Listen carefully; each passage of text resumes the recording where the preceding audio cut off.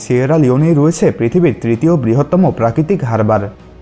তবে সরকারের দুর্নীতি ও প্রাকৃতিক সম্পদের অব্যবস্থাপনার ফলে দেশের ৭০% মানুষ দারিদ্র্য সীমার নিচে বাস করে।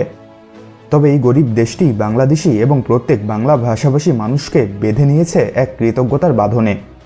২০০২ সালে সিয়েরা লিওনে সরকারি ভাষা হিসেবে বাংলা ভাষার নাম ঘোষণা করা হয়।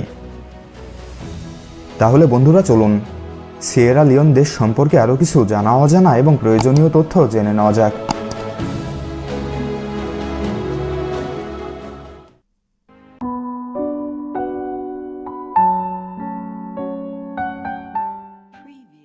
এই অঞ্চলে প্রথম মানুষের বসতি গড়ে ওঠে ২৫০০ বছর আগে।